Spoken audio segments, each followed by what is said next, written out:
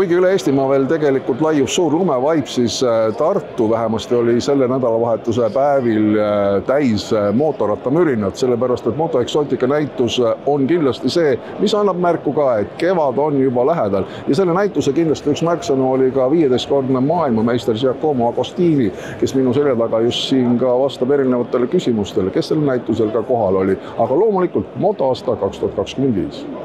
Üle 40 kaubamärgi, väga palju uusi kaubamärke Eesti turul ja võiks öelda, et ka läbi aegade suurim Moto Exotica ehk see valik mootorrattaid, mitte ainult, ka ATV-sid ja muud mototehnikad, mis siin nädalavahetusel Tartus väljas on, võib öelda, et on muljet avaldav.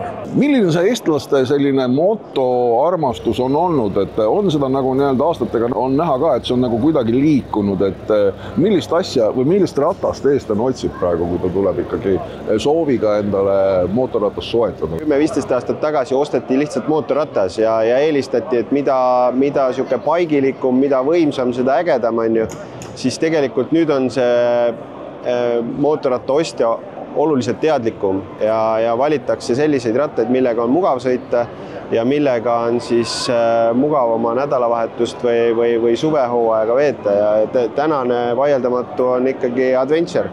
Seiklusrattad kas pikema matka tarbeks või siis siukesed nagu tetirajale. Kui siin 5 aastat tagasi oli esmaregistreeritud mootorratta L3 E-kategooriat oli 900 tükki aastas, siis ütleme nüüd 2023-2024 on see võrdne täpselt 1200 ühte auku, et üle-eelmise aasta ja eelmise aasta jooksul, kui meil on ka olnud sellised kehvemad aastad, on see nüüd jäänud 1200 pidama. Mis nüüd see aasta toob, raske ennustada. Kui me juba nüüd vaatame neid ettevõtteid, kes mootorratast müügiga täna Eestis tegelevad ja vaatame neid kaubamärke, kui palju neid on, siis konkurents on ju tihe, olgem ausad.